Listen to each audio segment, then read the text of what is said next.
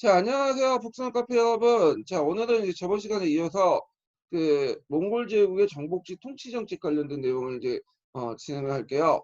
요 내용은 이제 몽골 제국이 이제 영토를 확장하는 과정에서 그들끼리 이제 내분이 일어났어요. 그래서 그 내분의 어떤 배경과 전개 과정 그런 것들을 이제 볼게요. 그리고 이 내분 결과 그 원나라 제국과 네 개 항국이 이제 분리돼 나갔죠. 자, 그러면 관련된 내용을 이제 보면요. 자, 어디를 이제 보시냐면 서브노트를 이제 먼저 볼게요.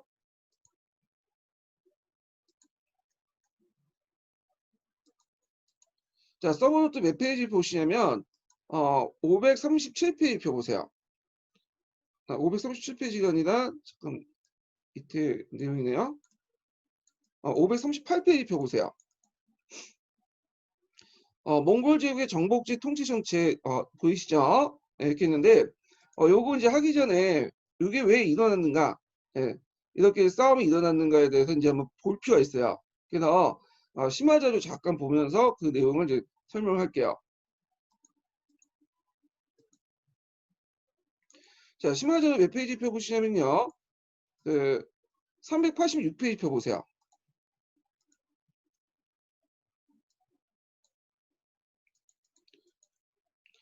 자, 그 몽골의 분봉제도와 정복전쟁 관련된 내용인데요. 자, 일단은 이 정복전쟁이라는 것은 징기스칸 개인의 활동뿐만 아니라 그 징기스칸의 그 가족의 그 공동 사업이에요. 그래서 예전에 약탈물을 한 것처럼 이렇게 정복전쟁을 통해서 약탈물을 분배하는 그런 정통이 계속 이어졌거든요. 그러면 정복지를 혼자 갖는 게 아니라 이걸 나눠줘야겠죠. 그래서 이 정복지 분봉을 한 다음에 그 다음에 또 쿠리트에 열어가지고 어디를 정복할 것인가 또 논한 다음에 또 가서 정복을 하고 그걸 또 나눠주고 자 이런 식으로 해가지고 뭐냐면 영토를 확장해 나갔어요. 자 그러면 이제 그들의 정복지 관리를 좀 보면요. 자 유목민들은 정통적으로 토지보다는 그 영민을 더 강조해요. 그래서 토지를 이제 분배를 하지만 주로 그 속해 있는 그 사람을 강조하는데 왜냐면 유목민들은 왔다 갔다 하기 때문에 어느 토지에 정착을 하지 않죠. 그래서 이제 사람이 더 중요한 거예요. 자, 그리고 이제 또 그들끼리 안에서도 이런 자기 영역이 있어갖고 다른 지역의 영역을 건드리지 못해. 그래서 이런 것들 배타적 소유권이 있어갖고 이런 지방 분권화를 촉진시키는 배경이 됐고요. 또 나중에 상한국의 분열 계기가 되거든요. 자, 이런 유목민의 소유권 내용이 그 유목지대뿐만 아니라 농경지대까지 확대를 해요. 그래서 이런 걸 통해 농경지대는 이제 정복하고도 그 이걸 이제 그 다시 그 밑에 있는 일족들이나 장군들에게 이렇게 나눠주죠.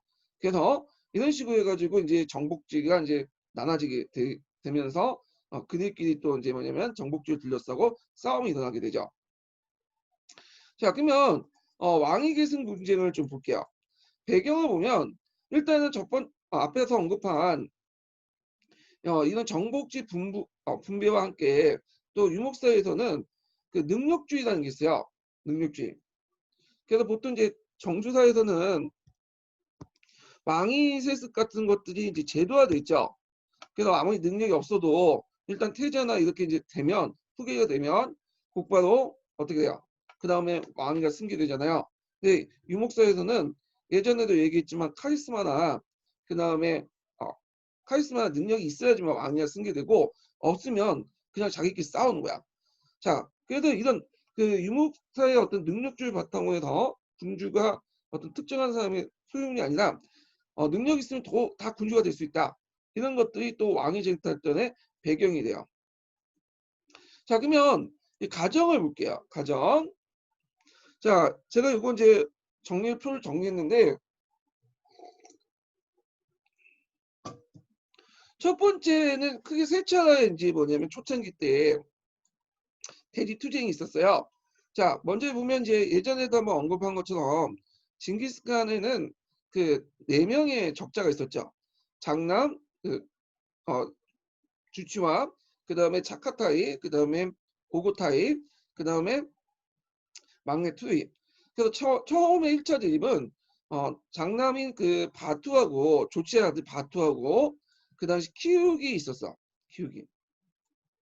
이 키읔은 예전부터 바투에 대해서 사생아의 아들이다 이렇게 막 공격을 했어요. 왜냐면 그 아버지 주치가 그 징기스칸이 그 초창기 때 저기 다른 부족이 잡혀갔죠. 그래가지고 그때 이제 얘를 가졌기 때문에 믿을 수 없다. 징기스칸의 황금시족이 아니다. 그래서 이제 비난을 하기 시작한 거야. 자, 그러니까 이 바투도 그 열받아갖고 이제 맞싸움하고 평소에 사이가 안 좋았던 거예요. 그런데 이 사람이 이제 그 오고타이가 죽으니까 키읔이 이제 왕이 칸에 즉위를 하죠. 그래서 평소에 사이가 안 좋았던 바투를 공격하려고 원정대까지 준비를 했는데 이 도중에 죽게 돼요. 자, 그래서 이게 이제 1차 대립이었고요. 그 다음에 2차 대립은 이제 뭐냐면 쿠비라이가 이제 집권하는 과정에서 일어났죠. 그때 이제 몽케가 그 당시 남성을 공격하다 죽게 돼요. 그래갖고 이제 여기 왕 칸의 공백 상태가 이제 이어지는데 이때 이제 후계자 중에 세조 쿠비라이와 아리케 부케가 있었어요. 그 중에 이제 아리케 부케가 상당히 유력자였어요. 왜냐면 여기가 이제 얘네들이 몽골 평원을 장악하고 있었거든요. 그래서 이제 둘이 싸우고 있었는데 결국에는 그 중국을 장악했던 세조 쿠비라이가 아리케 부케를 이제 뭐냐면 쳐내고 이제 황제가 되죠. 그 과정에서 이제 그 당시 그 원종 그 당시 이제 그 태자였죠. 원종이 이제 쿠비나를 갈 것인가 아리케 북교시 갈 것인가 고민하다가 어 우연찮게 쿠비나하고 조우를 해요. 그래서 이제 쿠비나의 주를 쓰게 되죠. 이게 상당히 고려 입장 때는 상당히 행운이었죠. 자, 하여튼 이렇게 해서 이제 있고 3차 대립은 이제 언제냐면 쿠비나이가 집권하고 나서 그때 이제 저기 위에 보면 이제 족보상 보면 차카타이 한국에 하이두라는 사람이 있어. 하이두. 이 하이두가 그 당시 이제 여러 세력들을 끌어모아 가지고 그 당시 쿠비라이가 대립을 하죠. 그래서 요 간에 싸움이 일어나. 근데 이 쿠비라이가 하이두를 완전히 진압 못해요. 얘네들. 그래서 언제 진압하냐면 쿠비라이가 죽고 나서 그 후에 이제 성종 때인가요? 그때 이제 진압이 돼요. 그래서 이제 이 내란이 진압하고 나서 차카타 양국은 하이두 난을 계기로 해서 급격하게 이제 뭐냐 쇠퇴하게 되고 그걸 이제 누구한테 병합이 되냐면 오고 이렇게 이제 그렇게 그 해서 이렇게 하고요. 하여튼 차카타 양국이 이제 이렇게 해갖고 하이두 반란이 났다. 근데 이제 이후에 오고타 양국이 차카타 양국의 병합이 돼요. 예. 그리고 나서 이제 차카타 양국은 두 개로 나눠지죠. 서타 차카타이하고 동차카타이 이렇게 나눠지게 되는데 자, 그래서 이제 이따가 나중에 이제 여기를 팀으로가 이제 또 병합을 하죠. 이건 뒤에 얘기고요. 자, 그래서 이제 이렇게 세 번을 거쳐가지고 내전이 일어났다. 여기 좀 기억을 해두시면 될 것 같아요. 자, 그러면 서브 노트를 이제 볼게요.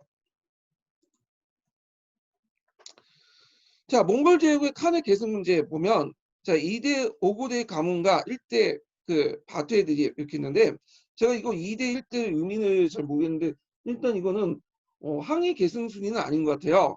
왜냐면 이제 5고대 가문 같은 경우에는 세 번째 가문이거든요. 그래서 이게 아마 그 징기스칸을 중심으로 해서 아들 순서를 이제 이렇게 적어놓은 것 같은데 얘가 3대고요.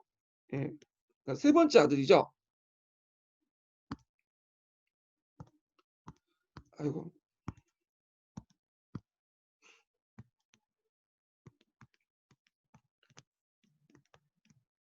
예, 세 번째 가문이라는 뜻 같아요. 예. 그리고 여기가 이제 첫 번째 가문 장난 집안이니까 주치의 아들이죠. 예. 그래서 이제 이때 키읔하고 이제 싸우고 있다가 키읔이 죽이하고 그 다음에 이제 이렇게 있고 이게 첫 번째 대립이에요. 두 번째 대립은 그 당시 이제 뭐냐면 그 요거는 이제 아까 설명을 좀 안 했던 부분인데 그 당시 그 키읔이 죽으니까 그 당시 그 키읔이 죽고 나서 오그데이 가문하고 그다음에 토요일 가문간에 대립이 있었어. 누구 세울 것인가. 예. 그래가지고 결국에 논쟁 결과 이제 서로 간에 이합 집산 결과 그 당시 첫 번째 가문이 바투와 그다음에 마지막 그 막내 가문이 토요일 가문이 연합이 되고요. 왜냐면 바투는 그 오그데이 가문에서 별로 사이가 안 좋죠. 그리고 반대쪽인 그 차카타의 가문과 세 번째 우구데이 가문이 연합이 됐어. 요거는 맞게 썼네요. 예. 자, 그래서 결국 바투가 이제 독단적으로 그 당시 쿠데타를 개최했어요. 그래서 투의 마가를 즉위하고 그리고 그 당시 차카타이와 오구데이 가문의 숙청이 이제 이어지게 되죠. 자, 그 다음에 이제 그 세 번째 내용을 볼게요. 4대 투의 가문의 쿠미나이와 아리케부키가 이제 대립을 하는데, 자, 이때 이제 아까 얘기한 것처럼 중국의 압도적인 문자를 바탕으로 할 쿠미나이가 이제 승리를 하게 되죠. 그래서 개평부에서 이제 수수 칸의 지위에 오르게 돼요. 자, 근데 이제 이 과정에서 좀 시원치 않게 이제 뭐냐면 서로 이제 분리가 되는데, 왜냐면 그 당시 쿠비라이 가문의 이제 쿠비라이 집권에 반대고 또 한편으로는 쿠비라이를 도와주는 대가로 이게 네 개 양국이 분리가 돼. 네 개 양국이. 그래서 상한국이 각기 분리된다. 자, 그래서 이제 이따가 또 여기 보면 이제 우그데이 가문의 카이두 칸때 차칼타이 칸과 결합해서 그 쿠비라이 칸이 몽골 제국의 종주권을 도전을 했다. 이렇게 좀 보시면 돼. 제가 약간 그 표에서 잘못 설명한 게 있는데 잠깐 수정할게요. 아까 좀 약간 이상했긴 했는데 이 하이두가 그 여기 보니까 제가 그 요쪽 자카타이 한국이라고 했잖아요. 그게 아니라 오고타이 한국이에요. 네, 요거 좀 수정을 해주시고 표가 좀 잘못됐어요. 네. 그래서 있고 그 다음에 이제 그 오고데이가 이제 하이두가 반란이 일으키니까 이 차카타이 한국 연합을 또 했거든요. 그런데 이제 그 나중에 힘이 약해져서 하이두 반란이 진압하고 나서 차카타이에 흡수 통합돼요. 여기까지는 맞는데 요 하이두의 계보를 잘못 얘기한 것 같아요. 그래서 이제 좀 수정 좀 해주세요. 자, 그래서 이제 이렇게 해서 이제 뭐냐면 또 내분이 나죠. 자, 그래서 이제 이렇게 있는데 이 우구데이 그 한국에서 일어난 카이도의 반란은 아까 얘기했지만 그 쿠비라이 때 진압은 못하고요. 그 후에 진압이 돼요. 그 후에. 자, 그 다음에 이제 각각의 사항국을 볼게요. 사항국. 자, 사항국의 위치는 잠깐 보여주는데 여기 있죠. 사항국 위치.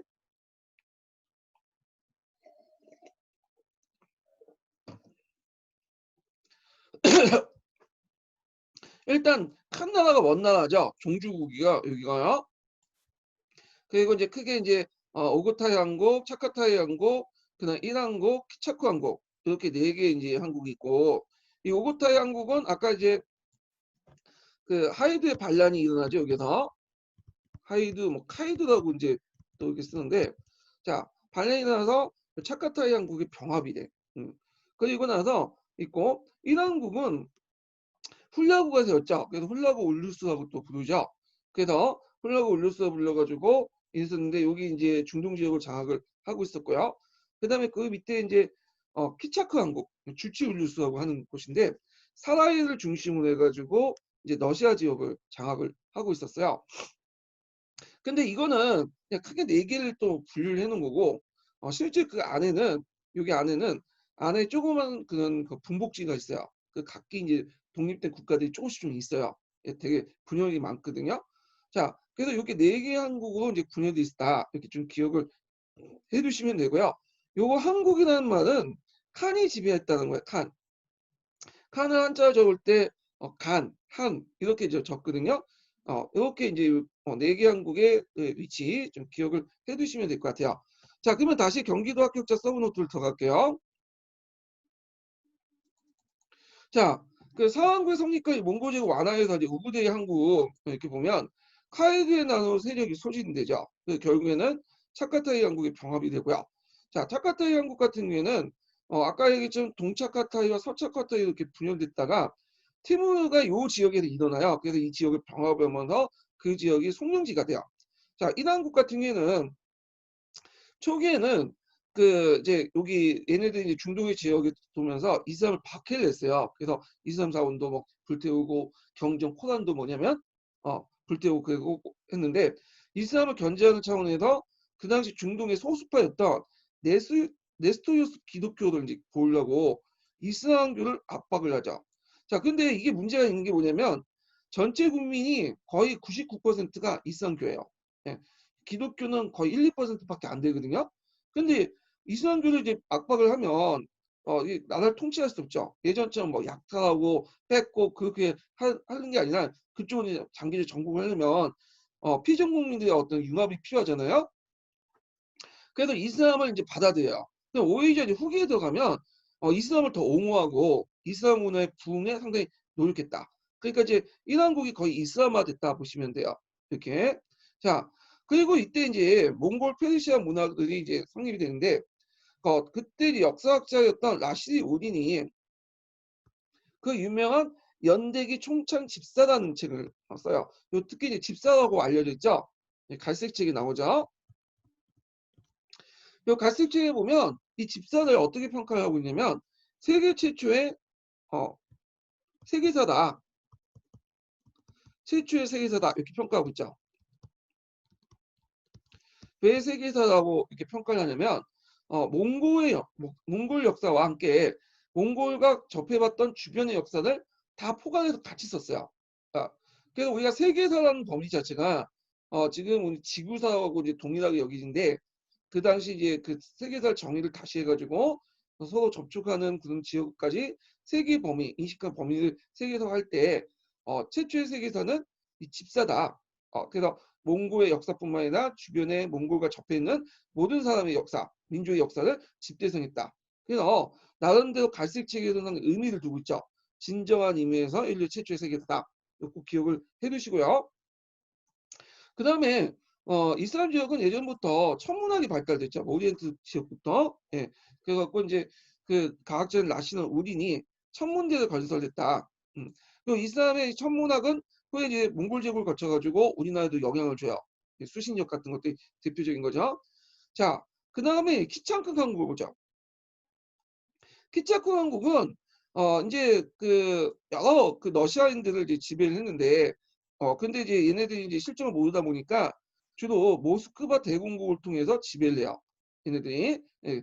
그래서 이제 있는데 이 모스크바 대공이 원래 처음엔 키찬크 왕국의 말을 잘 듣다가 나중에 애들이 이제 독립을 하죠. 그래서 오히려 이들을 탄압하고 쫓아내 버리죠. 자,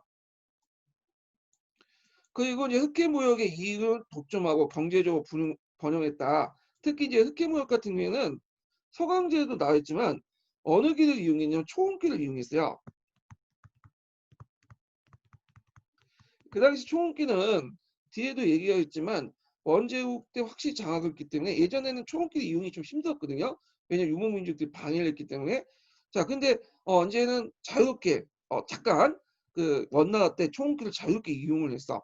그래서 하여튼 이 초원길에서 이제 뭐냐면 유럽 쪽으로 나가는 길 쪽이 흑해 쪽이에요. 흑해. 그래서 흑해에 그 당시 그 이탈리아 북부 이탈리아 도시 국가들이 곳곳에 식민지를 만들었죠. 그래서 그걸 통해서 이제 흑해를 통해서 그 아시아 지역과 교류를 하게 되죠. 자, 하여튼 흑해 무역을 통해서 경제적 번영을 했고요. 또 이슬람이 도입돼서 이슬람 문화가 발달됐다. 물론 이제 뭐 상부 계층만 이제 도입이 된 거고.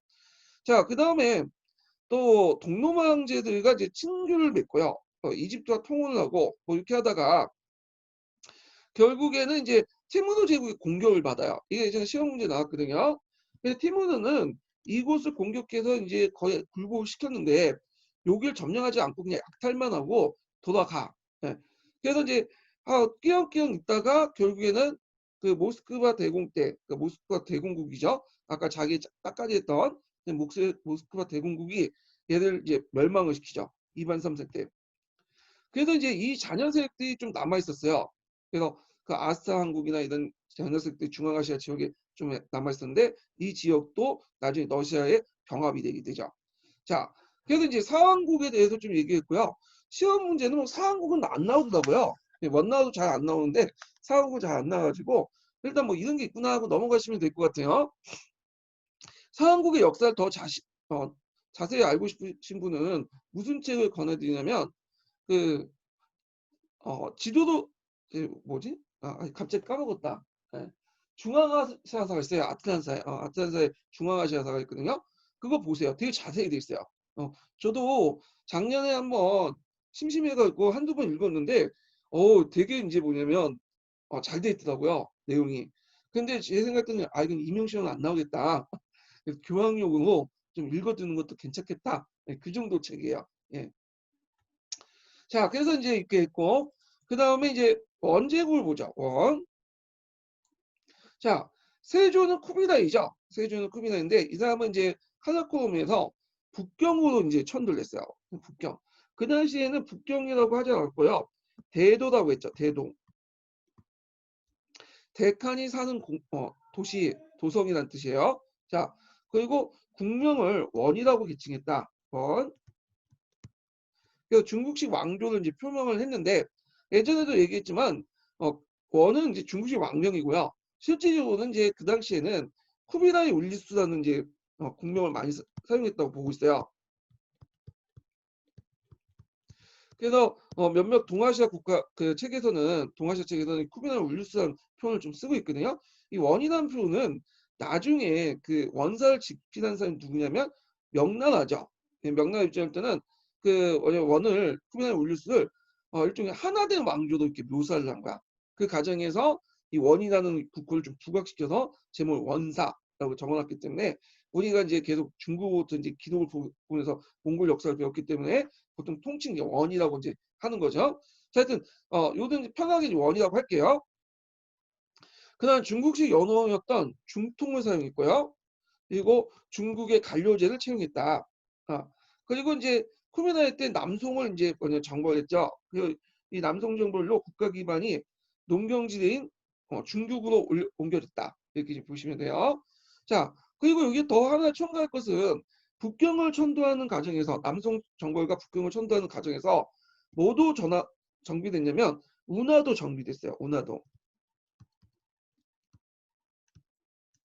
대운하가 정비됐다. 자, 여기 보면 이제 북경 같은 경우 소비도시죠. 지금도 그렇지만 그 북경을 수도하는 그 나라에서는 항상 이제 강남의 물자를 끌어다가 북경으로 이동을 시켜야 돼. 그래서 이제 북경에 거주하고 있는 많은 관료들과 시민들 먹여 살릴 수 있잖아요. 그래서 운하 정비가 되게 중요해요. 운하 정비가. 근데 이제 문제는 그 전에 금나라 때 오랜 통치기 때는 그 남성으로 대립을 하고 있었으니까 남성에서 금나라로 올라간 물자가 없겠죠. 그럼 운하가 어떻게 돼요? 필요 없게 되죠. 그 운하가 많이 뭐냐면 그 폐기 처분됐어요. 그때. 그래갖고 새로운 운하를 파거나 기존의 운하에 이제 있던 그 땅에 있던 걸 다시 쌓였던 퇴적물 빼서 준설 작업을 해갖고 이 운하를 개통을 시켜 강남의 물자를 북경에 옮길 필요가 있겠죠. 예, 그래가지고 쿠미나이 때 대운하를 정비했다. 그리고 이제 또 하나의 정비 사업이 또 있었죠. 뒤에 이제 얘기하겠지만 명나라 때 영락제가 수도를 옮기면서 운하 정비도 같이 했죠. 자, 그래서 이제 이런 내용도 좀 기억을 해두시고요.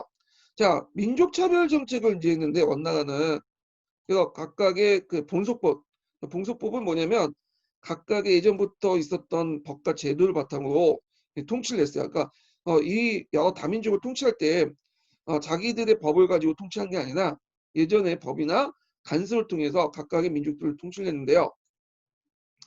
이게 왜 민족차별 정책이 이렇게 들어갔는지 모르겠지만 하여튼 요거하고는 좀 별개의 문제인데 자 하여튼 민족차별 정책은 1, 2등급, 3등급, 4등급인데 여기 딱 보시면 알겠지만 빨리 항복한 순서대로 뭐냐면 등급을 매겼어요. 네, 그래갖고 이렇게 했는데 잠깐 이제 어, 그림을 보면서 설명을 할게요. 이 부분은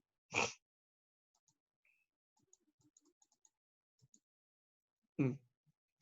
자 여기 보면 이제 보이시죠? 자, 그 일단 몽골족 지상주의를 내려가지고 항복한 순서에 따라서 뭐냐면 정했다. 그래서 이제 크게 이제 1, 2등급은 몽골인, 생목인, 지배계층이 되고요. 그 다음에 한인, 남인은 피지계층이 되죠. 자, 몽골은 국족이에요. 국족. 얘네들은 국족이라 불렸고, 그리고 주로 정치와 군사를 담당했죠. 예, 정치와 군사 요직을 담당을 했고, 그 다음에 두 번째 계급은 서역인이죠. 이들 생목인이라고 해요. 생목인은 목은 눈목자죠. 눈에 색깔이 들려있다. 파란색 눈을 가졌다. 그래서 있는데 그 말에서 알 수 있듯이 되게 위그도 계통이나 돌고 계통 이슬람 세력들이죠. 그래서 이들은 이제 재정이나 경제를 담당했다. 그 다음에 세 번째가 이제 뭐냐면 한인인데요. 한인은 강북 지역에 살고 있는 한인들이에요. 사람들 얘기하는데 요 한인에는 한족 외에도 이 사람 한족 외에도 뭐냐면 거란족도 있고요. 그 다음에 여진족도 있고요. 그리고 끌려온 고조인도 여기에 속해요. 한족에. 그래서 통칭 이제 그 강북 지역에 이제 살고 있는 사람을 한족이라 불렸다는 걸 볼 수 있죠. 그 다음에 마지막 남인인데 이거는 그 강남 지역에 살고 있었던 예전에 남성 집에 있었던 한인들이죠. 자, 그런 식으로 했는데 남인을 이제 만자라고 해서 첨대를 했어. 네. 자, 이게 4개 계급으로 나눴다. 근데 여기서 문제점이 뭐냐면 이 남인들 너무 차별했다는 거야. 남인들을. 근데 이게 남인들이 못 먹고 못 살고 그렇게 좀 문화적 후진적이면 모르겠는데 수도 좋고 근데 남인의 수가 뭐예요? 여기 보시면 알겠지만 83%를 차지하죠. 예. 근데 절대 다수를 차지하고 있는 남인들 그것도 경제적 능력도 있고 그다음에 문화적으로 상당히 높은 남인을 이렇게 차별하다 보니까 또 얘네들 등용도 잘하고 그러니까 이제 나중에 이 강남 지역에서 반란이 일어나서 결국에는 원나 멸망을 하게 되죠. 자, 그래서 이런 그 원나라의 그 민족 차별 정책들은 원나라의 멸망하고 연결됐다는 거 기억을 해두시면 돼요. 참고로 이제 같은 정복 국가였던 청나라는 정반대의 정책을 펼치죠. 그래서 이 한족들을 적극적으로 권력 구조에 참여시켜서 이 또 신사계층들이 또 손을 잡고 지배를 하죠. 그래서 원나라보다 거의 200년 동안 뭐냐 통치를 하게 돼요. 그래서 이게 좀 차이점이 보이죠. 자, 그래서 이제 이렇게 해서 이제 민족차별 정책 좀 얘기를 했고요. 자, 여기 넘어가기 전에 서포트 그 인증번호 알려드릴게요. 제가 어저께도 한 번밖에 안 알려줬는데 계속 까먹어 강의를 하다가. 자, 몇 번이냐면요. 예, 아이고 이게 잘못 적었네. 50번이요. 50번. 적으셨죠?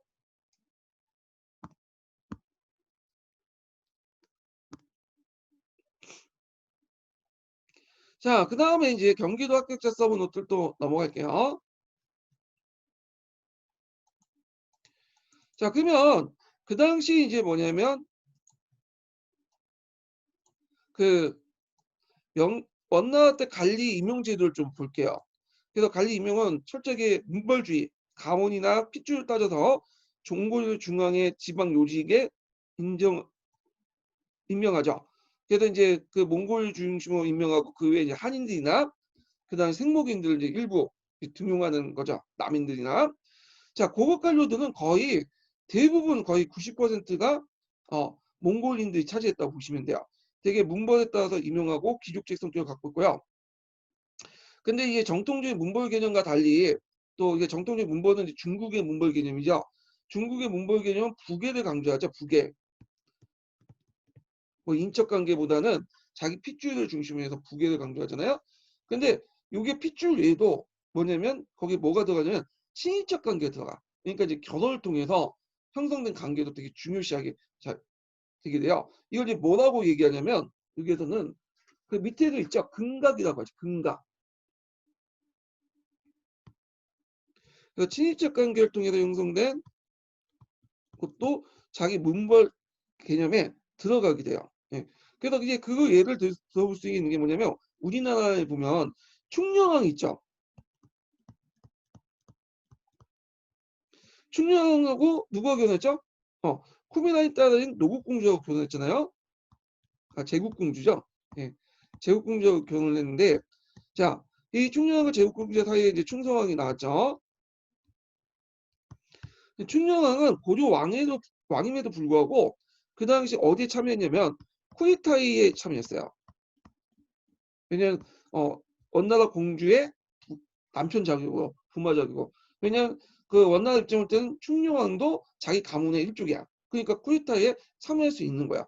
이렇게 이제 그걸 입각한 건 근각이라는 개념 때문이에요. 근각이라는 개념.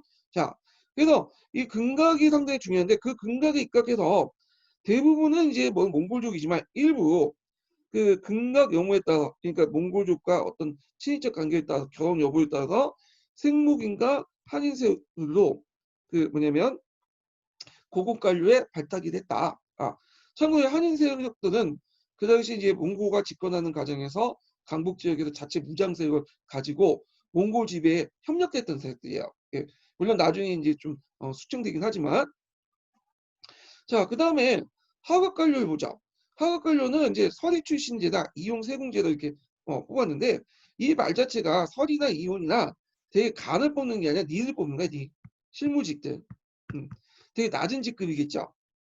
이런 직급들은 남인들에게 개방을 했어요. 예, 남인들에게 실무직 업무를 맡으니까. 그러니까 뭐 9급 공무원, 7급 공무원 정도 이렇게 보시면 돼요.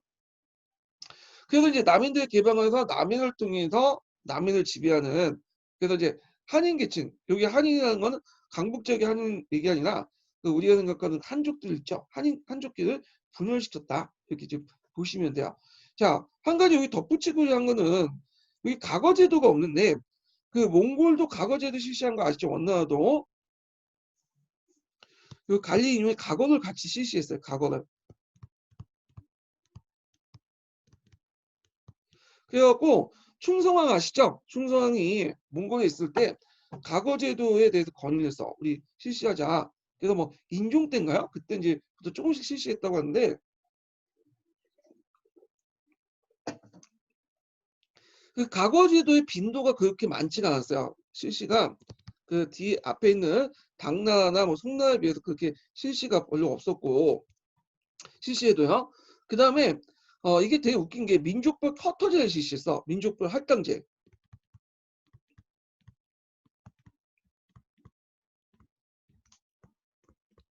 그래서 앞에서 4개 계급이 있다고 했죠. 그래서 뽑을 때 4개 계급에 입각해서 똑같이 4분의 1, 4분의 1, 4분의 1 뽑는 거예요. 평등할 것 같죠? 평등하지 않죠. 왜냐면 아까 얘기했지만 남인계층이 전 인구의 83%밖에 안 되고 근데 비해서 저쪽 북쪽이나 몽골족이나 그 다음에 서역인들은 1.5%밖에 안 돼요. 그게 평등하지 않은 거죠. 인구 비례 뽑는 게 아니니까. 그리고 합격하더라도 실제적으로는 고위직 관련 못 나가요. 대개 보면 지방의 수련관들, 지방관들로 임명을 해. 자기가 핏줄이 그 한인이면 이런 식으로 남이면 이런 식으로 이제 수련관밖에 못 나가요.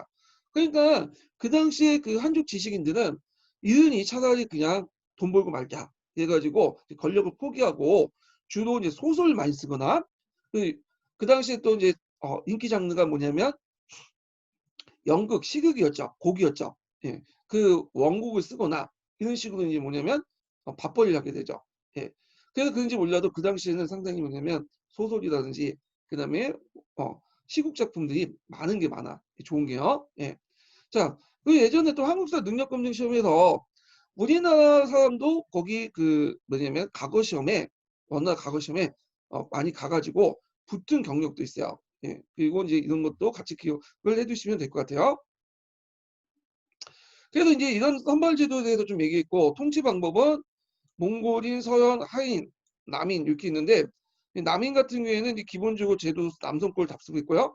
행정구역이나 참치라고 하는데 요게 표현이 계속 참치 하는데 역참제를 말하거든요. 근데 이게 참치가 아니라 잠지예요, 잠지. 예, 이게 역참제인데 역참제는 이제 그 한문식 표현이고요. 중국 애들 그 몽골적으로는 참치라고 해요. 잠지. 예. 그래서 이게 그 몽골 발음을 쓰면 이렇게 쓰거든요. 예. 그래서 이걸 잠으로 읽어요. 잠. 잠. 그래서 잠지. 예. 그래서 몽골어 잠이라는 거는 그 당시 이제 길, 역이란 뜻이야. 예. 그래서 길, 역, 이거 지는 관련된 사람이란 뜻이에요. 그래서 역과 관련된 사람이란 뜻으로 잠지라고 하거든요. 그래서 참치가 아니라 잠지로 멈춰주세요. 하여튼 잠지제도와 통화제도 등이 하국과 한인과 비슷하게 적용됐다. 이렇게 이제 보시면 돼요. 그래갖고 이제 기본제도는 남성권을 적용했는데 행정교육이나 뭐 잠지제도, 통화제도는 하국의 한인들과 비슷하게 적용했다. 이렇게 이제 보고요. 그 다음에 이제 원대 통치기구를 잠깐 볼게요.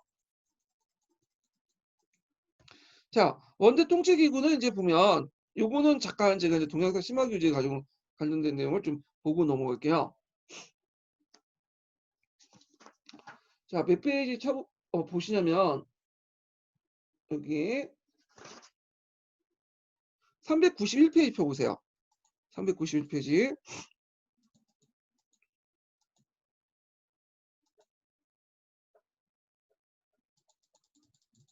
자, 원의 통치 구조 있죠. 자, 일단은 그 칸은 몽골식 쿠데타를 통해서 원래는 초창기는 추천제를 통해서 했어요. 근데 이건 초창기 때 얘기고 시간이 지나면서 세습제도 바뀌고요. 한 가지 원칙이 정해졌죠. 징기스칸은 직계사손만 칸이 될 수 있다. 이렇게 이제 원칙이 정해졌어. 그래서 이걸 뭐라고 하냐? 황금시족이라고 하죠.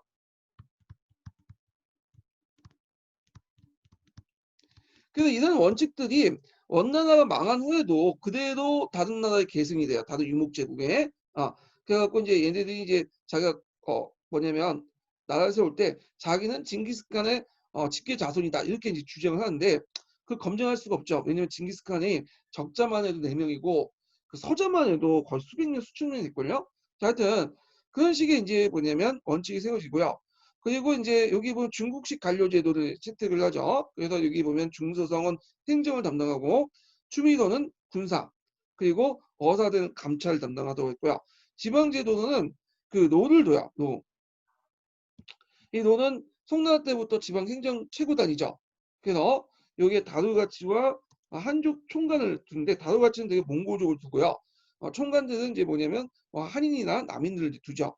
그 밑에 부주현을 두는데 근데 그 당시에 노가 최고 행정단위는 아니고 그 위에 또 상위 단위가 있었어요. 그게 뭐냐면 행중서성이야. 중서성의 파견기관이라는 뜻인데 보통 이제 중서는 빼고 행성이라고 하고요. 지방 최고 행정단위로 이제 군림했다. 이 행성이 나중에 이제 뭐냐면 이 성만 남아서 명청시대 때 최고 행정기관이 되죠. 성이. 그러니까 지금도 이제 중국 애들 이제 그 행정 명칭들 보면 강소성, 뭐 절강성 이렇게 복건성 이런 그래서 성을 쓰잖아요. 성의 기원은 여기서 나왔다 보시면 되고요. 우리도 이제 비슷한 성이 있었어요. 정동행성이라는 게 있었는데 정동행성은 이렇게 중국의 그 내지성이 아니라 그냥 특수 그냥 기관이에요. 그래서 이제 그때 이제 일본을 정벌하기 전에 설치했던 특수 기관이라고 보시면 돼요. 정동이라는 말 자체가 동나라 동쪽을 치다는 뜻이죠. 자, 하여튼 있고 자, 그 서브노트에서는 군대에 대해서 언급이 안 돼 있어요. 근데 그 원나라 군대 제도를 보면요. 일단은 대도 주변에는 몽골군을 배치시켜요. 몽골군을 몽골 배치시키고 그다음에 강남 지역에는 주로 누굴 이제 배치시키냐면 그다음 타마치군과 항군을 배치시킨데 타마치군은 그 몽골에서 정복됐던 그 몽골 평원에 있었던 여러 부대들 있죠. 예.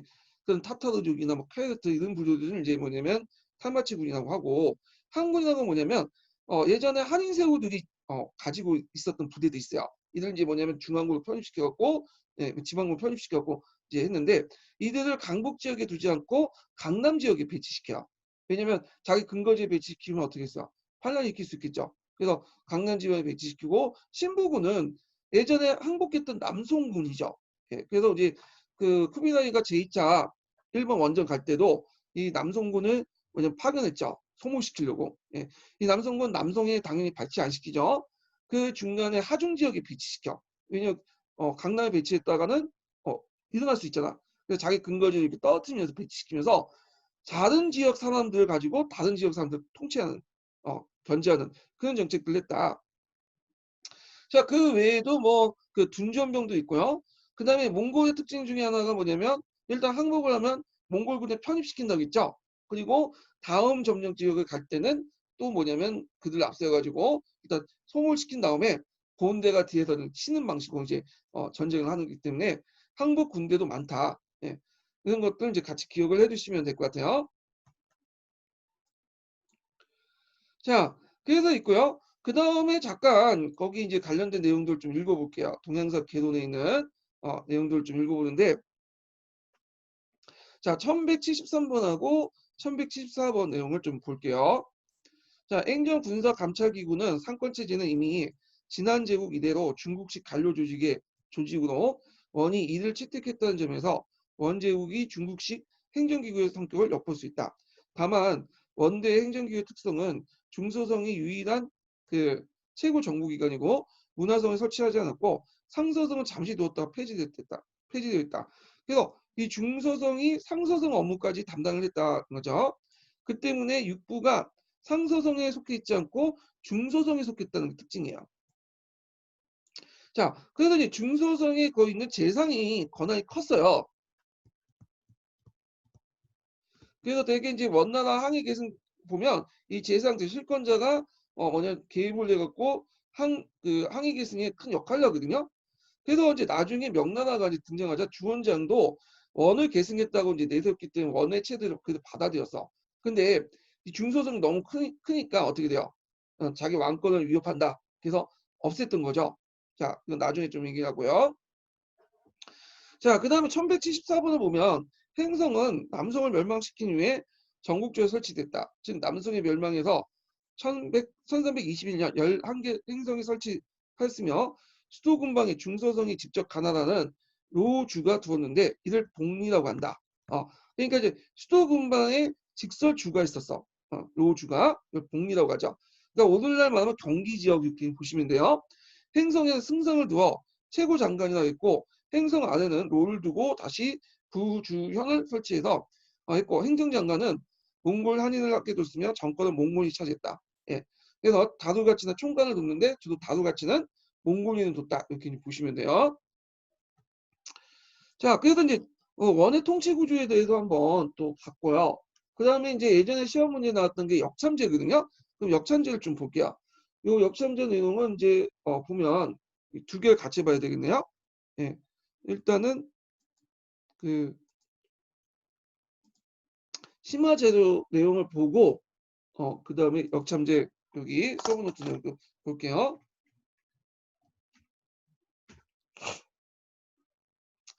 자, 원의 동서교류에 큰 역할을 했던 것이 역참제인데요.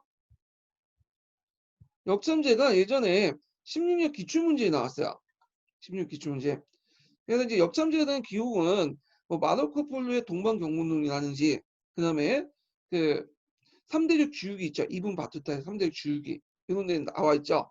그래서 이제 기록은 되게 많아. 그리고 관련된 사료도 또 많이 나오죠. 뭐 역도론이라든지 이번에 이제 그 동양사 관련돼서 나오기 때문에 한번 그 읽어 두시고요. 이 교과서 되게 많이 나오거든요. 읽어 두세요. 한번. 자, 역잠재, 잠재제의 목적이 뭐냐 하면 교통과 운수, 통신과 정보의 신속한 전달이에요. 그래서 처음에는 이제 쿠빌라이 칸, 그러니까 왕의 칸의 명령을 신속하게 전달하기 위해서 만든 건데 칸의 명령이 한 달 맨날 있는 게 아니죠.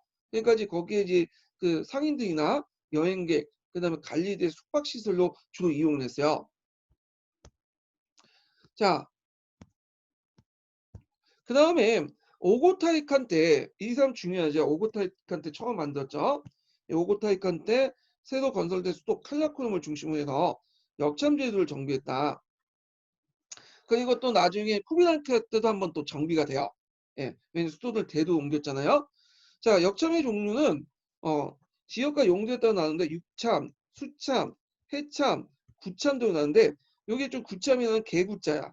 그래서 아마 좀 툰투나 지역이나 뭐 이런 지역 같아요. 그래서 개썰만을 이용했다.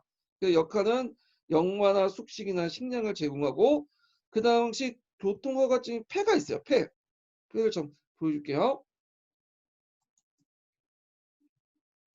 폐가 이렇게 생겼거든요. 예, 폐가. 그래서 폐를 가지고 있으면 이 통행증인데 이걸 가지고 있으면 거기에 이제 보여주면 거기에서 숙식을 할 수 있어요. 그래서 상인이나 그 당시 여행자 뭐 그 당시 또 관리들 많이 이용을 하죠. 예. 우리 뭐하고 비슷하죠? 마패하고 비슷하죠. 마패. 예. 그 수밖에 없는 게 뭐냐면 그 역참제 그 지금 고려 말기 때 역참제는 중국의 원나라의 역참제를 받아들였어요. 원나라가 이제 고려를 항복하고 나서 항복을 받아들이고 나서 요구한 게 육사거든요. 육사를 시행하나 그 중에 하나가 역참을 설치하는 거야. 그때 역참은 그 원나라 역참제야. 예전에도 역참은 이렇게 있었는데 역참제는 원나라식의 역참제로 설치해라. 왜냐면 원나라와 함께 이어져야 될 거 아니야. 예, 그래갖고 있는데 이게 조선시대까지 연결돼요. 그래갖고 조선시대 마패도 이게 아마 폐에 영향을 받은 거야. 예. 자, 그래서 이제 이걸 좀 보시고 자, 그래서 요 내용도 여기 있으니까 한번 읽어보세요. 자, 그러면 이제 경기도 합격자 서브 노트 있는 내용을 좀 볼게요. 자, 아시아의 와 유럽에 걸쳐 대제국을 건설한 몽골은 원활한 통치를 위해서 저국 전체에 역참을 설치했다. 역참만 형성은 몽골의 대칸을 허가받는 사람은 패를 가지고 있는 사람이죠. 누구나 말과 마차, 식량과 숙소를 제공받았으며 자유롭게 통행할 수 있었다. 이를 통해 사절이나 관리 등 공무 인원의 여행과 물자 운송이 체계적으로 이루어졌고 첫 번째 효과죠. 그 다음에 두 번째 신속하고 공문서를 전달 가능했으며 그리고 제국 정역에 거쳐 지배력을 강화할 수 있었고 그 다음에 이제 이 역참을 통해서 강남의 공무를 대도로 운반하기 위해 대운하가 수의되어 항주에서 대도까지 수가 연결됐다. 요거는 좀 약간 의미가 좀 그런데 요거는 아까 이제 별도 역참과 상관없이 코비나니까 때 아까 얘기한 그 운하 정비와 관련돼서 이해를 해주시면 될 것 같아요. 자, 그래서 역참과 역참은 입참, 수참으로 나눠지고 수참, 회참, 여러 가지 구참도 있어요. 그래서 전국에 1380개 참지가 있는데 참지는 잠지예요. 잠지. 그래서 이제 그 참지가 있어서 그 당시 중앙과 지방의 교통을 원활히 했다. 예, 잠지는 이제 역참을 뭐냐면 그 몽고 역참은 한자식 표현이고 몽고는 잠지는 이제 몽고식 표현이죠. 자 이렇게 해서 이제 한번 역참에 관련해서 얘기했고요. 역참 관련된 내용이 예전에 시험 문제 나왔으니까 뭐 기억을 할 필요 없겠죠. 뭐 이건 너무 상식적인 얘기니까. 예. 16년도에 나왔는데 16년도는 문제가 너무 쉬웠어. 예. 그래갖고 중학교 뭐 3학년 애들도 풀 수 있고 뭐 고등학교 수능 문제 정도의 문제가 대부분이었거든요. 자, 하여튼 뭐 자, 그다음에 넘어갈 게 이제 원대 경제 정책을 이제 볼게요. 자, 몽골 제국 시대 경제 수탈 정책들 이제 보면요. 아, 이거 이제 보기 전에 좀 이걸 해야 되겠네요. 그 기출 문제를 좀 보고 넘어갈게요. 자, 기출 문제 306페이지 펴 보세요. 306페이지.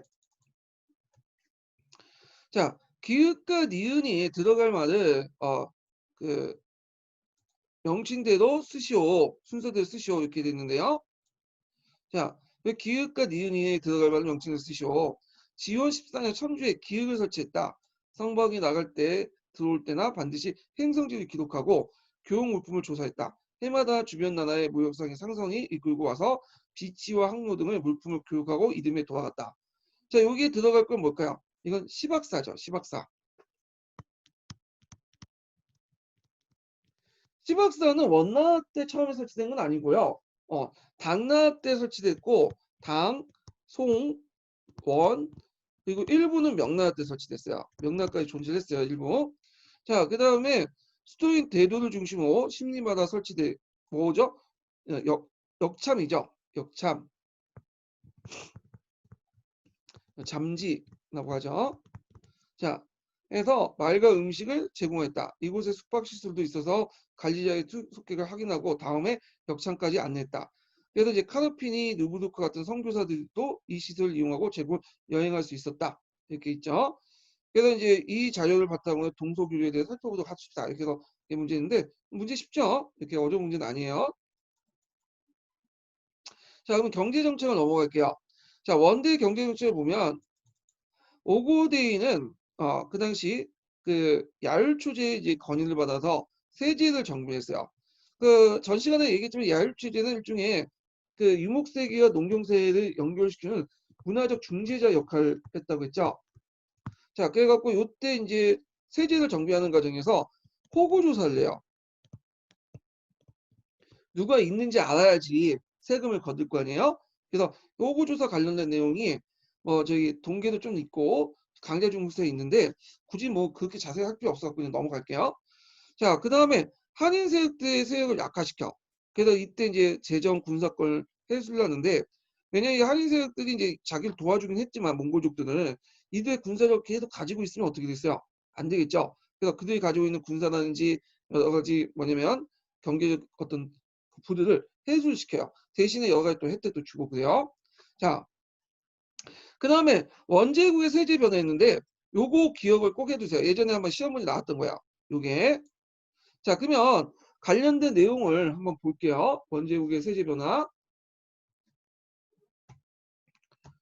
자, 동양사 심화자료 내용을 좀 볼게요. 여기 좀 부시돼서 내용이 393페이지 펴볼까요?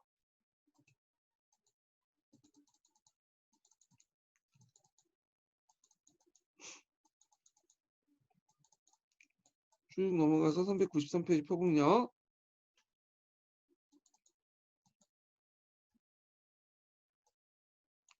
자, 위에 이제 뭐냐면 조세제도 정비 과정 아까 지금 했던 거 있죠? 요거 좀 보고 싶은 분은 보시고요. 자, 원의 조사제도 이제 특징을 볼게요. 특징은 이중적 성격을 가지고 있다는 거야. 근데 여기에서 이제 이중적 성격을 잘못 해석하신 분인데 이거는 분리 통치했다는 게 아니에요. 그러니까 우리가 생각하는 이중적 통치 제도를 의미하는 게 아니라 세금 제도와 관련된 거야.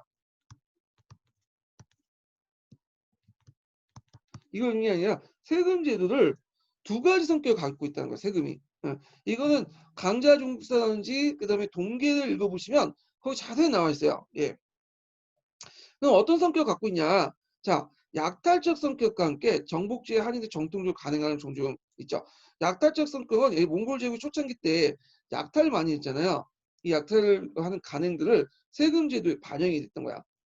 그리고 정복지 한인들 그 정통적으로 중국에서 내려왔던 그런 세금 제도를 또 존중하는 두 가지 특징을 가지고 있어요. 이거는 원나라뿐만 아니라 다른 나라도 마찬가지. 그 원제국에 있었던 그 원나라에 있었던 그 몽골족이 세웠던 쿠미나 저기 앞에 여러 사항국 있죠. 사항국의 조세 제도도 두 가지 특징이 있어요. 약탈적 성격과 그다음에 정복지에 내려왔던 간섭적으로 내려왔던 법제적으로 내려왔던 그런 그 세금 제도를 두 가지로 혼합해서 같이 운영했어요. 그다음에 이게 첫 번째 특징이고 그다음에 두 번째 특징은 뭐냐면 강남과 강북의 지역적 특징이 반영됐어요. 강남과 강북에. 예. 이게 이제 왜 그러냐면 당나라 말기 때부터 강남의 생산량이 올라가죠. 인구도 많고요. 토지도 비옥하고. 근데 상대적으로 광복은 토지 비옥도가 떨어져요. 그러면 강남의 세금을 부과하려면 어디를 기준으로 부과했어요? 토지를 부과하는 게 낫겠죠. 토지들 제대로 토지 기준으로. 강북 같은 경우에는 뭘 기준으로? 호의 기준으로 부과해요. 토지 비옥도가 떨어지기 때문에 호의 기준인데 호의 기준은 이제 여러 가지가 있어요. 그 안에 이제 종합적으로 보는데 토지도 있을 수 있고 재산도 있을 수 있고 그다음에 성인 남자 수도 볼 수도 있고 하여튼 이런 게 세제가 있어요. 근데 이 세제가 원나라 때만 세제 특징이 아니라 보통 송 이후부터 세제 특징을 보시면 돼요. 심지어 명나라도 그런 세제 특징이 있어요. 그래서 강남 세제와 강북 세제가 한때 분리돼 있었죠. 그러다가 일조 편법을 통해서 강남을 기준으로 가지고 강북에 이제 적용이 되기 시작해요. 통일돼 갖고.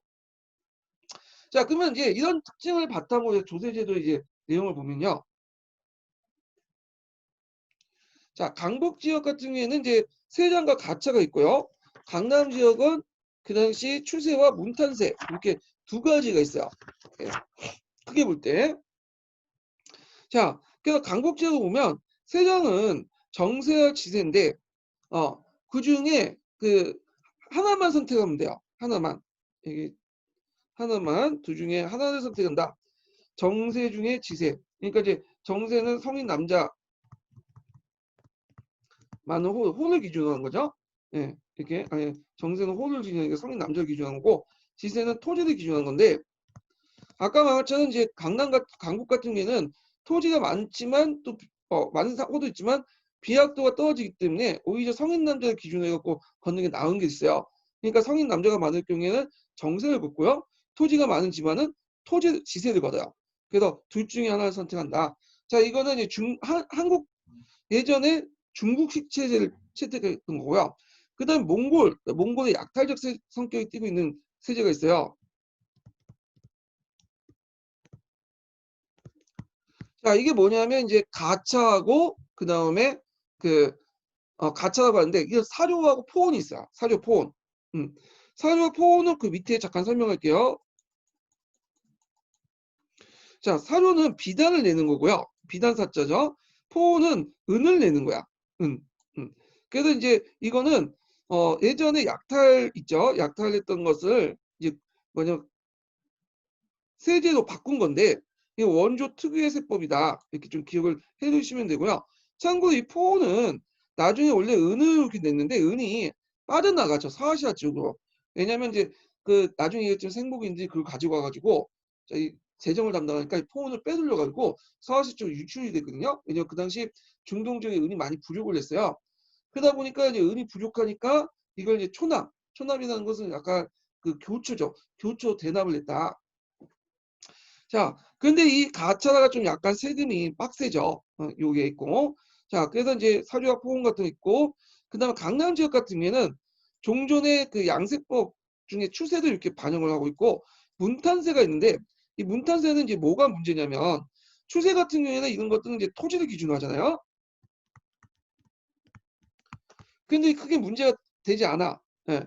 근데 이제 문제는 문탄세는 호를 기준해. 호. 그래서 균등세야. 균등세. 자, 그러다 보니까 이제 잘 사는 사람이나 못 사는 사람은 똑같이 세금을 걷는 거야. 그러면 이제 어떻게 농민들, 가난한 농민들 입장에서는 불만이 많겠죠. 부담이 크고. 그래서 이것 때문에 나중에 농민 반란이 강남에 많이 일어나요. 그래가지고 안 되겠다 해갖고 이걸 이제 뭐냐면 폐지시켜. 그래서 이걸 이제 하세로 복귀해갖고 실제로는 이제 뭐냐면 하세와 추세로 해서 종전의 그냥 양세법 중국 시대를 그대로 따른 거예요. 토지나 이를 기준으로 해가지고. 그래서 초기에 문탄세와 추세가 정됐지만 그 뭐냐면 여기 문탄세는 이제 일종의 강국적 가차하고 비슷하죠. 원조 특유의 세법을 강남에 적용되는 일종의 이제 뭐냐면 원고식 세제인데 나중에 이 문탄세가 이제 많이 많으니까 그냥 하세로 변화시켜서 이게 이제 뭐냐면 실증은 양세법을 실시했다 이렇게 보시면 돼요. 그래서 이 조세제도 관련된 내용들 예전에 시험 문제 나왔기 때문에 좀 기억을 해두시고요. 자, 그 다음에 조세제도 관련된 내용은 이제 기출문제는 그 뒤에 있는데 잠깐 나중에 같이 풀어볼게요. 이거는요. 자, 그 다음에 이제 합격자 서브노트 다시 돌아와서 볼게요. 자, 여기 보면 또 원나라에서 실시된 게 원래 제세호계라는 그 특이한 제도가 있는데 이 민호를 역을 따라서 군호, 참호, 장호, 응호, 응양호 이렇게 직업별로 분류시켰어. 그 중에 이제 군호 같은 경우는 일종의 군대를 이제 병역을 부과하는 호죠. 예. 참호는 이거는 이제 아까 잠지 있죠, 잠지. 역참은 이제 역을 부과하는 호고 등등 해갖고 그 신분을 고정시켜 신분치기밖에 뭐냐면 부역을 부과했다. 자, 제세국 중에 제일 중요하게 여긴 거는 군호. 그러니까 주로 이제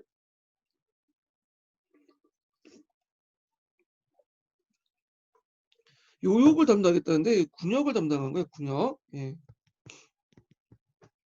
자, 주로 군역을 담당한 군호와 그 다음에 역참을 관리했던 참호 등이 있다. 이렇게 보고요. 그 다음에 그 중에 좀 특이한 호가 있는데 악타로가 있어요. 악타로. 이 악타로는 돌고 상인조합이라는 뜻인데 그 상인조합 또는 오르타쿠라고 해요. 오르타크. 이 오르타쿠를 은차한 것이 뭐냐면 악타로예요. 악타로. 주로 이제 뭐냐면 개별적으로 좀 몽골 황제나 항우를 위해서 돈이 많을 거 아니에요. 돈을 굴리는 사람들이에요. 영리사업을 하는 사람들인데 이들은 대개 보면 어떤 사람들이 많으면 위구르 계통의 상인들 많아. 생목인들. 그래서 이 사람들이 어, 항우나 몽골 황제를 위해서 또 돈을 굴리지만 돈을 굴리는 과정에서 자기들 것도 챙기겠죠. 그래서 폭일치하고 그래서 이제 했는데 이 사람들이 좀 문제점이 뭐냐면 이 사람들이 이제 뭘 재정을 담당하잖아요. 그 아까쯤에 이제 그 포은을 거둘 때 은을 거뒀어요. 초창기 때는. 그래서 은을 빼돌려 가지고 어디로 유통시키냐면 서아시아 지역으로 유통을 시켜버린 거야. 그러니까 중국에서 어떻게 은이 부족 현상이 일어나죠. 그래갖고 이제 그 당시 포은도 촌납으로 바뀐 게 그 배경인데 그래서 이 과정에서 형성된 약탈전을 바탕으로 또 고리대금을 해요. 고리대금. 그 양고화식이라는 고리대금을 하는데 양고화식은 뭐냐면 양이 새끼를 많이 치나 봐요. 예, 그래서 양이 새끼를 많이 치는 것처럼 이익을 찾는다 해가지고 양고화식이라는 그 고리대금 운영했다. 예. 그리고 이들도 또 뭐냐면 또 이렇게 그 몽골 황제나 항우 재산, 종실의 재산을 운영하다가 혹해가지고 그냥 유용뿐만 아니라 횡령을 하는 경우도 있었어요. 가끔씩. 그래서 이제 횡령해서 잡히려고 하면 이제 들켜서 잡히려면 저쪽 몽골 고려도 도망가서 숨어 있거나. 그래서 고려다 보면 그 당시 그 약탈전을 운영한 약탈로들 도망간 약탈로들 잡아오라는 그런 기사들이 있어 좀. 예. 자, 그래서 이제 제3국의 부역제도 관련된 내용 좀 얘기를 했고요. 원대 합해제도 좀 보자.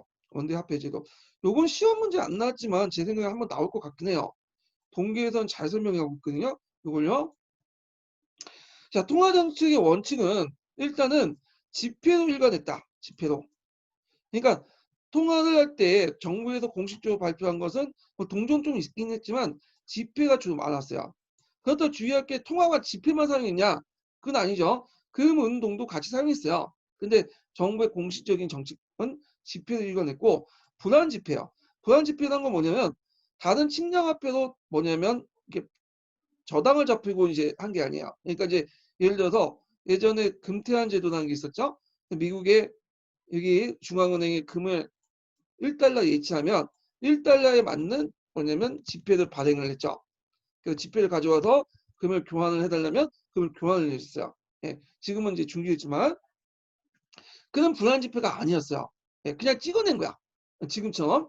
자, 그다음 은본위 체제였다. 은본위 체제라는 건 뭐냐면 이 은본위 그 태안제도를 말하는 게 아니라 보통 측량화폐가 있죠. 측량화폐가 그 금, 은, 동 이렇게 있잖아요. 그 외에 이제 지폐 있던 교초 이런 것들을 교환할 때 서로 교환할 때 은을 기준으로 했어요. 은을. 예, 그 얘기를 얘기한 거야. 자, 그래서 이제 제도적 정착은 세조 때 이제 중통 원보 교초를 이제 발행했어요. 그 전에 한 번 또 발행한 게 있는데 이거 이제 넘어가고요. 그래서 이제 이 중동 원보 교초를 바탕으로 해서 그 이제 정착이 돼요. 국가 제도로서. 자, 이걸 이제 줄여서 중동 교초라고 하는데 그 당시 이제 왜 이게 발행을 했냐면 동전이 이제 그 당시 동이 많이 부족하니까 동전 찍는데 한계가 있겠죠. 그래서 동전을 주저하지 않고도 화폐 절대로 동전을 주저하지 않아 화폐 절대량이 부족했기 때문에 그 당시 중동 교체 시용도가 높아져 갖고 발행가가 높은 가치로서 유지하는 게 성공적이었어. 그러니까 동전은 초창기 때 좀 찍어냈는데 동이 없으니까 이제 찍어내지 않다가 그러니까 이거 지폐만 찍으니까 사람들이 교환할 수 있는 수단으로서 지폐밖에 없잖아요. 그러니까 이제 지폐를 사용했던 거죠. 제 생각에는 몽골 제국의 어떤 후광도 있을 것 같아. 지금 달러가 그냥 찍어냈는데도 달러 그냥 쓰잖아. 왜? 미국이라는 나라의 후광 때문에 그런 거죠. 그러니까 하여튼 그 상대적으로 중동 교체의 시행도가 높아져서 발행가보다 더 높은 가치로 유지되는 데 성공적이었다. 또 나중에는 은이 부족하니까 포은을 교초로 촌합을 해야겠죠. 납부를 했고. 근데 이제 문제는 계속 찍어내다 보니까 그 가치가 5분의 1 하락을 해요. 그래갖고 이제 문제가 생긴 거죠. 그래서 이제 가치가 이제 하락을 하고 화폐 수요나 국가 재정을 확충을 하던 과정에서 화폐를 막 찍어내 인플레이션이 발생한 거죠. 그래갖고 이 중동 교체가 가치가 떨어지니까 뭘로 이제 갔냐면 지원 교체로 평가 전환을 해가지고 받아요. 예, 교체 교환해 주는 거죠. 평가 전환해서. 자, 지원 교체에 대한 위기를 이제 교환을 통해서 위기를 좀 극복했으나 교체에 대한 신용도가 회복되지 않아요. 예. 그럼에도 불구하고 원말까지 지원초를 계속 발행을 했다. 왜 교초의 그 신용도가 회복하지 못하면 교초를 너무 많이 찍어놨거든. 특히 그 남송정부라는 가정에서 그 군사비도 많이 찍어냈어요. 그러니까 가치가 떨어질 수밖에 없지. 그런데도 불구하고 교초는 계속 종이 지폐지만 교환이 됐어요. 그래서 사용됐죠. 그 이유가 뭐냐면 이게 있죠. 염세로 교초를 납부했기 때문에 지원 교체가. 예. 염세라는 것은 영가라고 이제 표현이 되는데 염세는 이제 그 원화도 마찬가지지만 전매품이거든요. 그러니까 그 당시 통상법을 사용했기 때문에 판매권을 할 때 판매 증서를 줄 때 돈을 받아요. 그걸 뭘로 받냐면 교초로 받아. 교초. 그래서 교초의 교환 가치가 계속 유지가 되는 거예요. 예. 그래서 이 교초가 계속 쓸모가 있기 때문에 뭐냐면 그 당시 이제 교환이 됐던 거죠. 사용했던 거고. 지금 달러 체제도 마찬가지요. 달러는 이제 거기 두바이오 같은 그런 이런 것들 살 경우에는 텍사스유 이런 걸 살 경우에는 뭘로 구입을 해야 되냐면 다른 지폐는 안 돼요.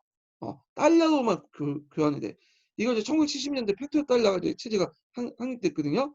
그래서 달러가 5일로 해서 5일 머니로 해가지고 쓰기 때문에 지금 뭐냐면 가치가 유지될 수 있었던 이유 중에 하나예요.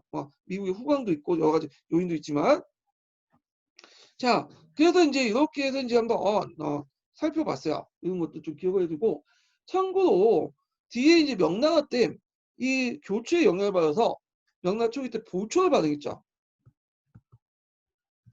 근데 이것도 종이 지폐인데 그냥 종이 지폐야. 네. 왜 종이 지폐냐? 영가 가치 뭐냐면 교환 가치가 없어. 전혀 그냥 종이만 지폐니까 신용도가 떨어져서 주로 이제 나중에 은으로 이제 대체를 하게 되죠.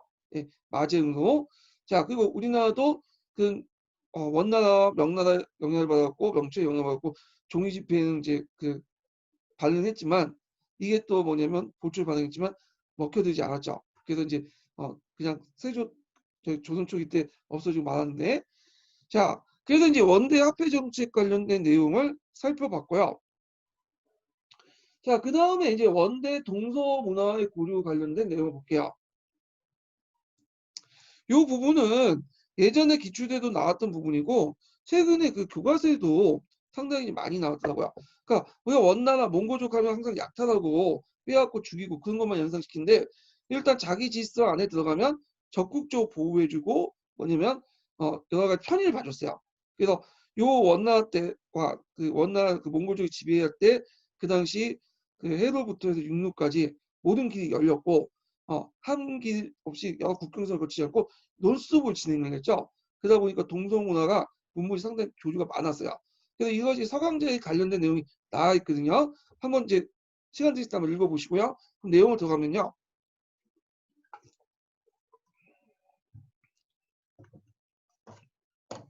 자, 그 동서교역망의 통합을 보면 몽골 제국의 의해 대제국의 추전으로 동서문물의 고조가 활발하게 촉진되었다.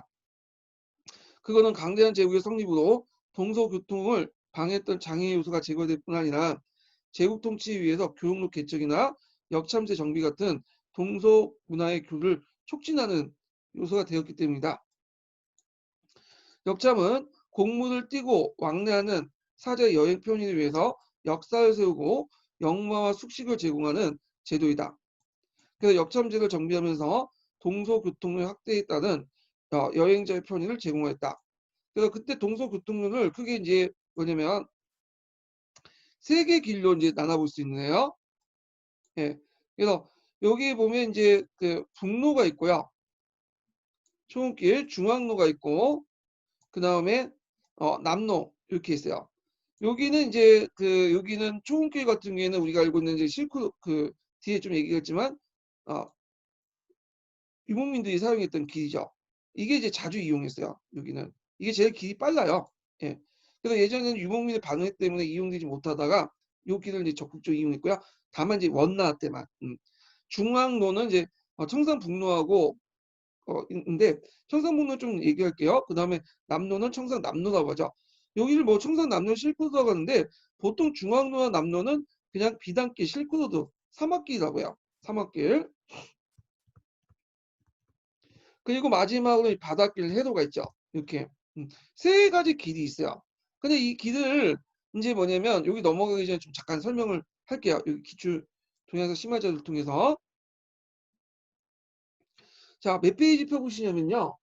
이 길을 관련돼 갖고 399페이지 펴볼까요?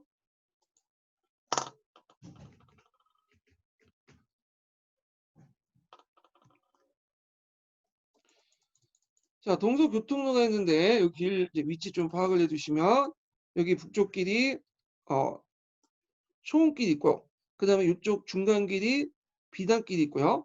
이쪽 바닷길이 있죠. 이렇게 세 개 길이 있어요. 바닷길도 여기 두 가지가 있죠. 처음에는 요 길을 이용을 했는데 이게 이제 뭐냐면 그 오스만트 동로마 제국하고 사산 쪽 페르시 간의 내분 때문에 싸움 때문에 요 길은 이제 자주 이용하지 않고 요쪽 길을 홍해 쪽을 이용하죠. 그러면서 요쪽 길에 있던 메카나 메디나 지역이 어, 상업적으로 발달되고 여기 지역이 이제 바탕으로 해서 이슬람이 이제 등장하게 되는데, 자, 그리고 이제 비단길도 여기 잠깐 보면 이번에 시험 문제에 나온 게 이제 있는데 여기 보시면 여기가 보면 이제 항아가 있고요. 오도도스 지역은 요 지역을 얘기해요. 예, 요 지역. 요 지역이 되게 이제 뭐냐면 강도 있고 스택 기우고 그다음 초원지가 많기 때문에 요 지역은 상당히 뭐냐면 알짜배기 땅이야. 그래서 요 지역을 중심으로 해갖고 이제 유목민들이 요 지역을 장악하려고 했고, 그리고 이제 그 정통 왕조, 중국의 정통 왕조도 요 지역을 장악하려고 했어. 유목민 견제하기 위해서. 요 지역을 이제 망남이라고 하죠, 보통. 오늘날 내몽골 자치구에 있는 지역이고, 이 고비 사막 북쪽 지역을 이제 막북이라고 해요, 보통. 그 다음에 허시아랑이 있는 게 있어. 허시아랑. 이 허시아랑은 이제 여기 주변은 이제 되게 보면 사막이거나 이런 지역인데, 요 지역 자체는 그 평원지예요. 평원지. 그리고 이제 여기에 보면 그 고원지대로부터 뭐냐면 쭉 뭐가 내려오냐면 물 같은 게 내려와요. 산에서. 그래서 농사 짓기도 편한 지역이야. 그래서 여기는 이제 그 뭐냐면 그 비단길 연결하는 길이고, 주변에 이제 사막이나 고온지대에 그 둘러싸여 있지만 요 길만, 요쪽 지역만 상당히 평원지대고, 요쪽 비단길과 연결된 지역이기 때문에 허시아랑이라고 해요. 여기에서 이제 나중에 하서 사군이 설치되죠. 우리가 한나라 때.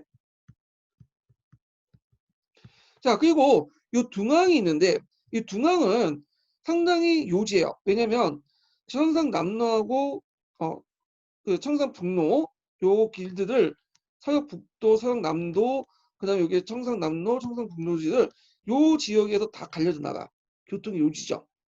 그리고 여기에 이제 둥항석굴이라는 거 되게 유명한 석굴 있죠. 그리고 이제 여기에서 이제 있고, 여기부터는 이제 뭐냐면 탈인분지라고 하죠. 탈인분지.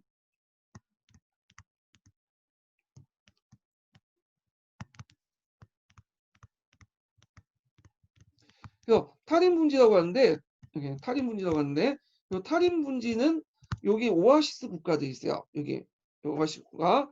그래갖고 이제 여기 보면 이제 뭐 호탄도 있고 야르키트, 쿠차, 뭐다음에 카시카르 등등 있죠. 네, 이렇게 사마르칸트. 요 지역에 오아시스 국가가 있어서 동서무역을 이제 주도를 했다. 이렇게 기억을 해두시면 돼요.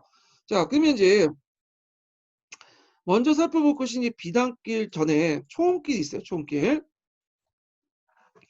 자, 초원길은 북아시아 초원지대를 통과하는 길인데요. 선사시대부터 개척된 길이에요. 그래서 기마 유목민족도 이용했어요. 특히 이제 스키타이 민족들이 그걸 개척했다고 그래요. 그래서 원래는 이제 그 오아시스 국가들, 탈인 분지에 있는 오아시스 국가들이 요 길을 이용했는데, 얘네들이 통행세를 너무 많이 부과되는 거야. 그래가지고 너무 통행세를 감당하기 힘들어가지고 개척한 길이 그 비단길이에요. 우리가 이제 비단길 장건이 개척했다고 하는데, 이거 너무 중국인들의 사고방식이고, 장건 나중에 발견한 거죠. 예. 자, 하여튼 교류 내용을 보면 초원길 기원전 8세기 때 스키타의 청동기 문화, 그다음 오후에 중국 침입 경로가 됐고, 훈족의 서진 경로가 됐고요. 그 다음에 바투의 유럽 원종로 이걸 이용했어요. 바투의 유럽 원종로. 그 다음에 그 예전에 한번 공군역 기출문제 나왔는데, 루브르키가 이제 그 뭐냐면 대도로 가거나 돌아올 때 이 길을 이용했다. 예. 그래서 누이 9세에 사절이었던 루브르키는 키차코 왕국 사하에 떠나 칼라콘에 가서 몽케를 만들고, 이때 이제 키르키 초원을 할 때 지나갈 때 모술 다운 같은 기록했다. 그래서 그 루브르키가 이제 여행기 같은 걸 또 같이 기록을 했거든요. 자, 그래서 이제 요거 같이 기억을 해두시고요. 그 다음에 비단길은 카라반 대상로죠. 주로 이제 중동의 이제 상인들이 이용했던 길이에요. 예. 그리고 이게 둥한과 탈인분지, 이렇게 탈인분지 이렇게 해서 지중해 연안, 동아시아, 그 다음에 서남아시아 4대 문화권 이렇게 연결된 길이다. 자, 근데 탈라스 전투 이후에 요 길이 이제 비단길을 많이 이용했지만 바닷길로 이용하기 시작하죠.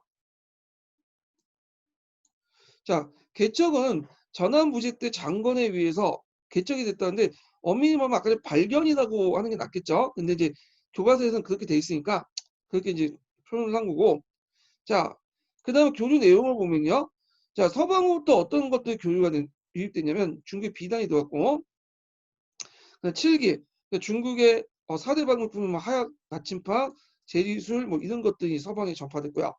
그 다음에 이제 중국에 유입된 건 헬레니즘 문화나 이란 문화, 불교 후한 시대 때 들어왔죠.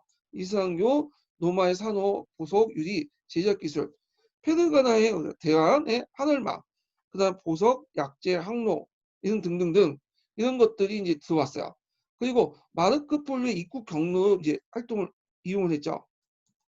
그다음에 해초도 입국 인도 들어갈 때는 바닷길로 입국했지만 들어올 땐 비단길로 귀국을 했고요. 버펀도 처음에는 비단길로 입국했고 그다음에 중국은 바닷길로 귀국했다. 요 내용을 왜 적어놨냐면 예전에 기출문에 나왔어요. 그래서 요거 좀 기억을 해두세요. 자, 그래서 이제 이렇게 했고요. 그 관련된 내용들, 해초와 관련된 내용들 좀 볼게요. 해초는 중국 남쪽 강주에서 그 배를 타고 동인도 들어갔다. 먼저 나치의 난을 구경하고 나서 석가가 인면한 구시나국을 도착한 그곳의 풍물을 구경했다.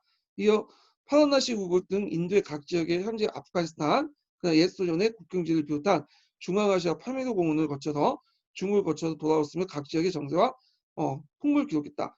그러니까 이제 여기에서 알듯이 앞에는 바닷길로 이렇게 했고 그 다음에 바닷길로 귀국한 게 아니라 비단길로 이렇게 귀국을 했죠. 그래서 여행 경로 이렇게 있고요. 버펀의 여행 경로도 마찬가지예요. 예.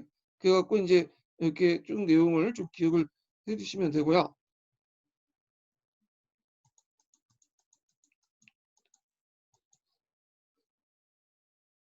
자, 버펀은 이제 실론에서 2년 동안 머문 뒤 중국에 항해를 올렸다. 그러나 바다의 어려움을 그가 인도에 오다 부닥쳤던 산맥과 고난에 위험을 묻지 않았다. 그래서 이제 그 앞에 있는데 잠깐만 이게 내용이 좀 거꾸로 됐네요. 이게 네, 이렇게 그래서 이제 그 처음에는 들어올 때는 이제 뭐냐면 어 어느 걸로 비단길로 들어갔고 그 다음에 이제 나갈 때는 중교 항해로 갔다니까 바닷길로 갔죠. 요거 기억을 해주시고요. 자, 그 다음에 마지막 바닷길을 볼게요. 바닷길은 해양 시크로드 해갖고 기원전 2세기 때부터 개척이 됐고요. 노마 홍해 지배 이후 번창이 됐어요. 그리고 아까 얘기했던 탈레스 전투 이후에는 주로 이제 일산상인데 여기를 이용했기 때문에 비단길에서 바닷길로 중요한 변화가 일어났죠. 자, 그리고 이제 그 교류 내용을 보면 인도의 불교와 신두교가 동남아시아 전파됐고요. 인도 문화권이 형성됐고 중국의 진출 과정을 보면 중국 문화를 동남아시아에 전파시키고 정회 대원종로로 사용했고 마르코폴리 기국길로 이용했고요. 그 다음에 예전에 한번 기출문제 나왔던 것이 뭐냐면 후한테 노마 사절단 이동 경로를 보면 그 후한세에 보면 안돈이 여러 가지 물건을 바쳤다라는 게 노마의 한게 안돈이 와서 사절단이 와서 여러 가지 뭐 상하라든지 이런 것들을 갖다 바쳤다. 그 기록이 있어요. 그래서 이 안돈이라는 사절단이 올 때도 바닷길을 이용했다. 그래서 이 안돈을 예전에 한번 얘기했을 때 안토니우스 피우스 내에 그 다른 책은 마르크스 아울레니우스나 검색하면 그렇게 적혀있다고. 근데 이거 안토니우스 피우스예요. 이거 잘못된 거예요. 그래서 안토니우스 피우스가 맞고 근데 검색해보면 마르크스 아울레니우스라고 돼 있더라고요.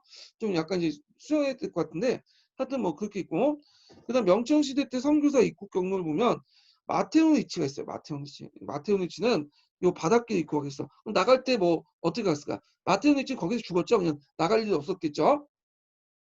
자, 이게 이제 그 09년 전공 기출문제 나왔으니까 누가 어떤 길을 이용해서 어떤 길을 갔고 이런 것들 좀 기억을 해두시면 될 것 같아요.